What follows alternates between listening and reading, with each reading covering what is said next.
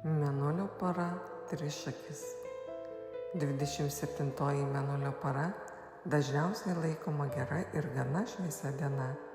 Ji palanki ramybei, vidiniam aiškumui, bendravimui be įtampos ir sprendimams, kurie ateina iš jausmo.